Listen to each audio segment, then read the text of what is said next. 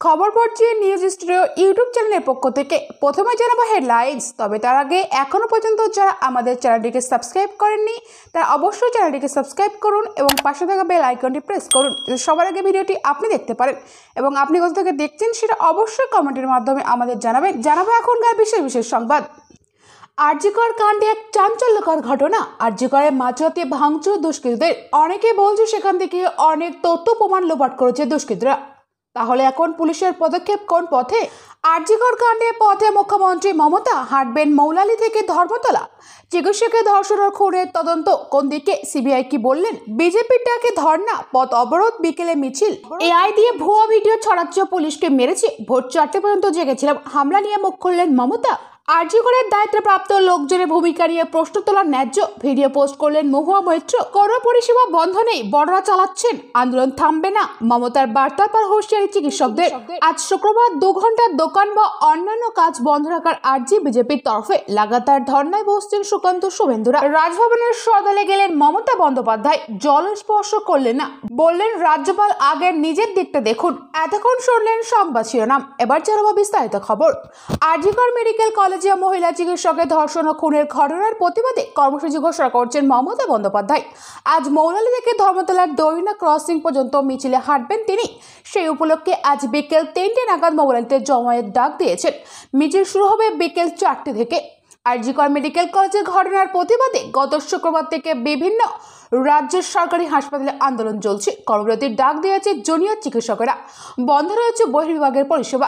প্রথম থেকে মুখ্যমন্ত্রী ঘটনায় দোষীদের ফাঁসি চেয়েছেন। বুধবার তিনি পাল্টা কর্মসূচিতে নামার ডাক দেন। তৃণমূল কর্মীদের নির্দেশ দেন 17 আগস্ট থেকে ব্লকে ওয়ার্ডে প্রতিবাদ কর্মসূচি চলবে। মূলত আন্দোলনের রাজনৈতিক চক্রান্তের বিরুদ্ধে এবং দোষীদের শাস্তির দাবিতে এই কর্মসূচি। তার আগে আজ শুক্রবার তিনি নিজেও মিছিলে পা মেলাবেন। আজ নজর থাকবে সেই খবরের দিকে। আরজিকর মেডিকেল কলেজের নিহত চিকিৎসকের পানিহাটি বাড়িতে বৃহস্পতিবার গেল কেন্দ্রীয় তদন্তকারী সংস্থা সিবিআইয়ের 5 সদস্যের একটি দল। নেতৃত্বে ছিলেন সিবিআইয়ের যুগ্ম ডিরেক্টর। সিবিআই সূত্রের খবর, নির্যাতিতার ডায়েরি, নোটবুক, বইপত্র ঘেঁটে দেখেছেন আধিকারিকরা। বাড়ি থেকে বেরিয়ে এই নিয়ে কিছু জানতে চাননি আধিকারিকরা। সিবিআইয়ের যুগ্ম ডিরেক্টর জানিয়েছে তদন্ত চলছে, অভিভাবকের বয়ান নেওয়া হয়েছে। বুধবারের পর বৃহস্পতিবার সিবিআই আবারও আরজিকর মেডিকেল কলেজেও গিয়েছিল। আজ তদন্তের গতি প্রকৃতি কোন দিকে যায় সেই দিকে নজর থাকবে। গত বুধবার মধ্যরাতে আরজিকর হাসপাতালে মেয়েদের রাত দখল কর্মসূচিতে হামলা চালায় একদল ব্যক্তি। জরুরি বিভাগে ভাঙচুর চালানো হয়।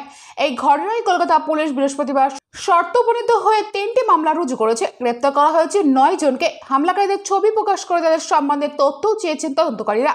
এই তদন্তের অগ্রগতির দিকে নজর থাকবে। আজ আরজিকর মেডিকেল কলেজে এক মহিলা চিকিৎসকের ধর্ষণ ও খুনের ঘটনার বিচারের দাবিতে পথে আজ নামবে বিজেপি। বুধবার মেয়েদের রাত দখল কর্মসূচির মধ্যে আরজিকর হাসপাতালে হামলার প্রতিবাদ জানতে চাই রাজ্যের প্রধান বিরোধী দল। বিজেপির পক্ষে জানানো হয়েছে আজ গোটা রাজ্যে বেলা 11টা থেকে দুপুর 2টো পর্যন্ত অবরোধের নামবে পদ্ম শিবির। একই সঙ্গে ওই সময় সাধারণত মানুষের যাতে কাজকর্ম থেকে বিরতি নেন, ব্যবসায়ীরা যাতে দোকানপাট বন্ধ রাখেন সেও আর্জিও জানিয়েছে রাজ্যে বিজেপি সভাপতি সুকান্ত মজুমদার। আরজিকর হাসপাতাল সংলগ্ন এলাকায় বিজেপির একটি ধর্ণা শুরু করার কথা আজ। সেখানে সুকান্ত সহ রাজ্যের নেতৃত্বে লাগাতার অবস্থার বিক্ষোভ চালাবেন বলেও ঘোষণা করা হয়েছে। এর পাশাপাশি সন্ধ্যায় দক্ষিণ কলকাতায় হাজরা মোড় থেকে কালীঘাটের হরিশ চ্যাটার্জি স্টেডিয়ামের উদ্দেশ্যে একটি মোমবাতি মিছিল করার ডাক দিয়েছে বিজেপি মহিলা মোর্চা। সেখানে এই মোর্চার সর্বভারতীয় সভানেত্রী ভনিতা শ্রীনিবাসের উপস্থিত থাকার কথা। নজর থাকবে এই সমস্ত খবরের দিকে। রাজ্যের সরকারি হাসপাতালগুলিতে জুনিয়র চিকিৎসকদের কর্মবিরতি চলছে জানিয়ে বৃহস্পতিবার মন্তব্য করেছেন মুখ্যমন্ত্রী মমতা বন্দ্যোপাধ্যায়। চিকিৎসকদের কাজে ফেরার অনুরোধ করছেন তিনি। জানিয়েছেন তাদের তরফে যা যা করার ছিল করা হয়ে গিয়েছে। আন্দোলনকারীদের দাবি মেনে নেওয়া হয়েছে। এখন তদন্ত সিবিআইয়ের হাতে চলে যাওয়ায় আর সরকার বা পুলিশের কিছু করার নেই। কিন্তু আন্দোলনকারীরা জানালেন তাদের দাবি পূর্ণ হয়নি, সুবিচারের ধারে কাছেও পৌঁছাননি তারা, তাই কর্মবিরতি তুলে নেওয়ার প্রশ্নই ওঠে না। জুনিয়র চিকিৎসকদের কর্মবিরতির ফলে সরকারি হাসপাতালের বহির্বিভাগে রোগী পরিষেবা ব্যাহত হচ্ছে। গত কয়েকদিন ধরেই অনেক রোগী ফিরে যাচ্ছে, যদিও কোথাও জরুরি পরিষেবা বন্ধ করা হয়নি। মমতা জানান কর্মবিরতির কারণে ইতিমধ্যে কয়েকজনের বিনা চিকিৎসায় মৃত্যু হয়েছে। এই মন্তব্যের বিরোধিতা করেছেন আন্দোলনকারীরা। গত বৃহস্পতিবারের প্রেস বিজ্ঞপ্তিতে তারা লিখেছেন, কোনো জরুরি পরিষেবা এবং বহির্বিভাগের পরিষেবা বন্ধ করা হয়নি। আমরা জুনিয়র চিকিৎসকরা নিরাপত্তার অভাবে ভুগছি, তাই কর্মবিরতির ডাক দিয়েছি, কিন্তু বড় পরিষেবা দিয়ে যাচ্ছি। মুখ্যমন্ত্রী মমতা বন্দ্যোপাধ্যায় বন্দ্যোপাধ্যায় এমন মন্তব্যে আন্দোলনকারীরা বলছেন, প্রকাশ্যে আমাদের মুখ্যমন্ত্রী বলছেন চিকিৎসকেরা যথেষ্ট আন্দোলন করেছেন, এবার তাদের আন্দোলন বন্ধ করা উচিত। এই কথা শুনে আমরা স্তম্ভিত। আমাদের মনে হয় না সুবিচারের ধারে কাছেও পৌঁছতে পেরেছি।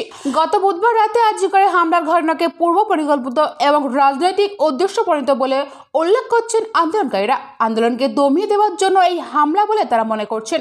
তাদের বক্তব্য, আন্দোলন থামানোর জন্য এই ধরনের হামলা তীব্র নিন্দা করছি। যতক্ষণ না আমাদের ন্যায় দাবি পূর্ণ হচ্ছে আমরা কেউ পিছু হটবো না। কর্মবিরতি যে চালিয়ে যাবেন তা স্পষ্ট জানিয়ে দিয়েছেন আরজিকরের জুনিয়র চিকিৎসকরা। রাজ্যের অন্যান্য সরকারি হাসপাতালেও জুনিয়র চিকিৎসকদের কর্মবিরতি চলবে।